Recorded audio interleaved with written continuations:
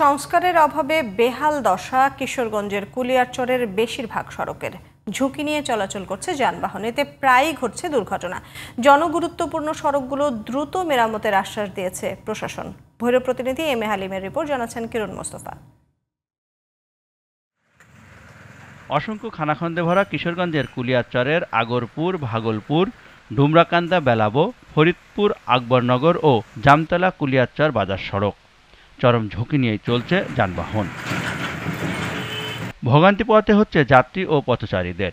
সবচেয়ে বেশি বিপাকে রোগী ও শিক্ষার্থীরা। 10 মিনিটের রাস্তা 30 মিনিট লাগে যেতে, প্রাইভেট মিস হয়। এত ভাঙ্গা, প্রতিদিন 3-4টা গাড়ি অ্যাক্সিডেন্ট হইতে আছে।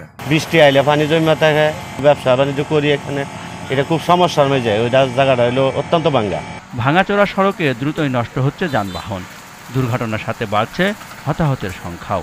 চাকা পাঞ্চার হয়ে জায়গা এবং বেরিং ভাঙা জায়গা, আমরা খুব অসহায়ের মধ্যে আছি।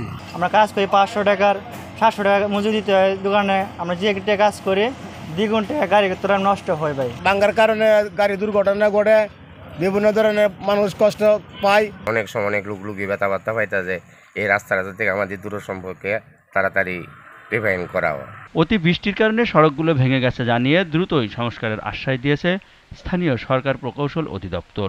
জরুরি মেরামতের আওতায় এবং আমাদের যে বাৎসরিক মেরামত প্রকল্পের আওতায় প্রায়োরিটি ভিত্তিতে আমরা বিভিন্ন উপজেলা রোড, ইউনিয়ন রোড সেগুলা মেরামত করার জন্য উদ্যোগ গ্রহণ করেছি। জনদুর্ভোগ লাঘবে সড়কগুলো যান চলাচলের উপযোগী করতে প্রশাসন দ্রুত পদক্ষেপ নেবে, এমনটাই চাওয়া এলাকাবাসীর। কিরণ মোস্তফা, জিটিভি নিউজ।